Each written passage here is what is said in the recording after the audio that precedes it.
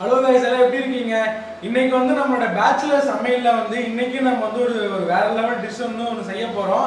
அது செய்ய போறது யாருன்னு பார்த்தா சதீஷ் தான் செய்ய போறோம். படி சொல்லுபடி நீங்க என்ன செய்ய போறீங்க? நீங்க என்ன பண்ண போறோம்னா பூண்டு குழம்பு பண்ண போறோம்.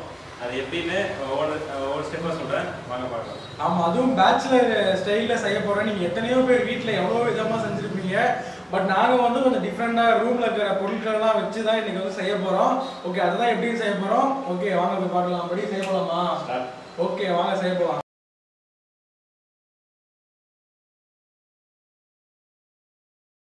இன்னைக்கு நம்ம என்ன சமைக்க போறோம்னா பூண்டு குழம்பு செய்ய போறோம். பூண்டு குழம்புனா தண்ணி மாதிரி எல்லாம் கொஞ்சம் கெட்டியா இருக்கும், சாப்பாடு சாப்பிடுறது நல்லா இருக்கும். ஓகே, வாங்க எப்படி செய்யறதுன்னு பார்க்கலாம். ஓகே, தேவையான பொருள் என்னன்னு சொல்லப்படி. தேவையான பொருள் என்னன்னா பூண்டு இவ்வளவு வச்சுக்கோங்க. நாங்க ஒரு 6 பேருக்கு சமைக்கிறோம், அதனால இவ்வளவு பூண்டு எப்படியும் ஒரு 1/4 கிலோ ஒரு 200 கிராம் இருக்குன்னு நினைக்கிறேன். ஓகே, 200 கிராம் பூண்டு.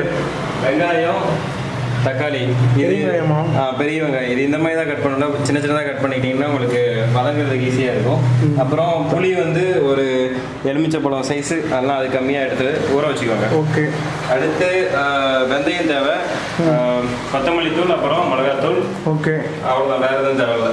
எண்ணெய் கொஞ்சம் ஊற்றிக்கணும்.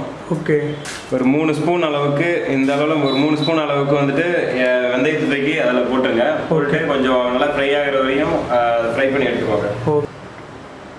கொஞ்சோண்டு கருவேப்பிலை எடுத்து அதில் போட்டுக்கோங்க. அடுத்து அந்த பூண்டு எடுத்துருக்க பூண்டு எல்லாத்தையுமே அதில் போட்டுக்கோங்க.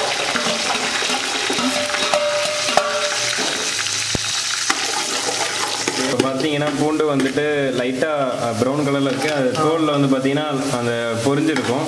அந்த மாதிரி ஆனதுமே அடுத்து வந்து வெட்டி வச்சுருக்க வெங்காயத்தை எடுத்து அதை போட்டோம். ஓகே, ஓகே, இப்போ வெங்காயத்தெல்லாம் கொட்டுறோம். ஓகே,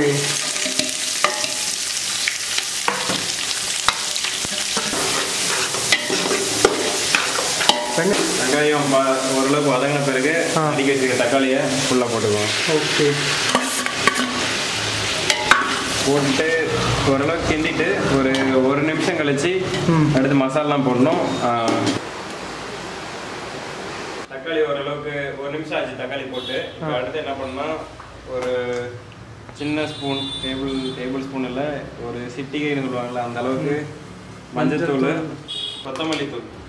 கொத்தமல்லி தூள் வந்து அது எத்தனை ஸ்பூனு? அது வந்து இந்த பெரிய ஸ்பூனில் ஒரு 3 ஸ்பூன் நான் போடுறேன். ஓகே,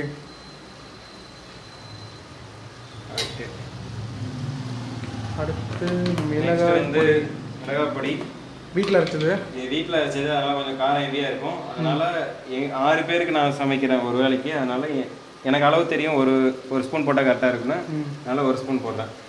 நீங்கள் உங்கள் வீட்டு மிளகாய் பொடி எந்த லெவலில் இருக்கோ அந்த லெவலில் போட்டுருக்கோம். ஓகே, அடுத்து உப்பு வந்து லைட்டாக போட்டுக்கணும். அடுத்து புளி கரைச்சி ஊற்ற வேண்டியிருக்கும். அந்த டைமில் வந்து டேஸ்ட் பார்த்துட்டு இல்லை கொஞ்சம். ஓகே, இப்போ கொஞ்சம் மட்டும் போட்டுக்கலாம். 1 ஸ்பூன் இல்லை 1.5 ஸ்பூன் போதும்.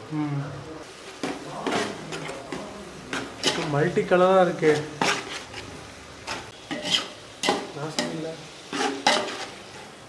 அடுத்து என்ன பண்ணுறேன்னா மசாலோட பச்சை வாசலாம் போன பிறகு காயெல்லாம் வெங்காயம் தக்காளி நல்லா வதங்கின பிறகு கரைச்சி வச்சிருந்த புளி தண்ணியை வந்துட்டு அப்படியே வடிகட்டி ஊற்றிக்குவாங்க. ஓகே, ஊற்றிடலாம். இதுக்கு முன்னாடி தண்ணி எதுவும் ஆட் பண்ணல, இந்த புளி தண்ணி மட்டும்தான். கொஞ்ச நேரம் கழித்து டேஸ்ட் பார்க்கணும். டேஸ்ட் பார்த்துட்டு அப்புறம் தண்ணி ஆட் பண்ணலாமா வேணாமான்னு சொல்கிறேன். ஓகே, புளி தண்ணி ஊற்றியாச்சு. புளி தண்ணி ஊற்றின பிறகு நல்லா மிக்ஸ் பண்ணிக்கோங்க. மிக்ஸ் பண்ணிவிட்டு புளியிலையும் லைட்டாக அந்த ஒரு ரா ஸ்மெல் மாதிரி லைட்டாக ஒரு ஸ்மெல் வரும். அது போகிறதுக்கு ஒரு 2 நிமிஷம் ஆகும். அது வரைக்கும் நல்லா கொதிக்க விட்டுட்டு அதுக்கப்புறமேட்டு டேஸ்ட்டுக்கு வந்து உப்பு அப்புறம் தண்ணி ஆட் பண்ணணுமான்னு பார்க்கணும். அதையும் வேக விடலாம். ஓகே, உப்பு பத்தலை, அதனால் கொஞ்சம் வந்து உப்பு மட்டும் கொஞ்சம் டேஸ்டிங் மாதிரி போட்டுக்கோங்க. ஆமாம், அதனால தான் ஸ்டார்டிங்கில் கம்மியாக போட்டோம். அதான் இப்போ கொஞ்சம் நிறைய போட்டு தண்ணி வந்து ஆட் பண்ண தேவையில்லை. இங்கே இதுக்கு நாங்கள் சாப்பிட்ற அளவுக்கு இந்த அளவே போதும். அதனால் கொஞ்சம் உப்பு நல்லா கலக்கி விட்டுட்டு லைட்டாக கொதிக்க விட்டுட்டு இறக்கி வச்சுக்கலாம். ஓகே, கெட்டியாக சாப்பிட்டுக்கலாம். தண்ணியாக அவ்வளோதான், முடிஞ்சது குழம்பு.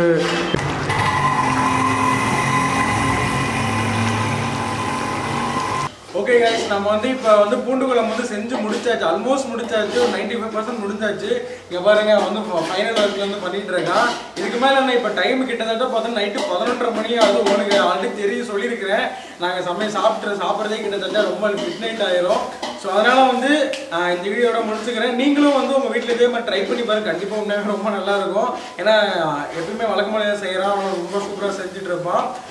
நாங்கள் போய் அடுத்து சாப்பிட வேண்டியதான் நெக்ஸ்ட் வேலையை செஞ்சுட்டு இருக்கோம். ஓகே, நீங்களும் ட்ரை பண்ணி பார்த்துட்டு கீழே கமெண்ட்ல சொல்லுங்க எப்படி செஞ்சிருக்கேன்னு சொல்லிட்டு. அது மட்டும் இல்லாமல் வேற ஏதாவது டிஷ்ஷஸ் நாங்கள் ரூமில் ட்ரை பண்ணி பார்க்கணும்னு நினச்சிங்கன்னா அதையும் மறக்காம சொல்லுங்க, அதையும் நாங்கள் ட்ரை பண்ணி நாங்களே சாப்பிட்டுக்கிறோம், நீங்கள் செஞ்சு நீங்களே சாப்பிட்டுக்கோங்க. ஓகேவா? பாய். பாய். பாய்.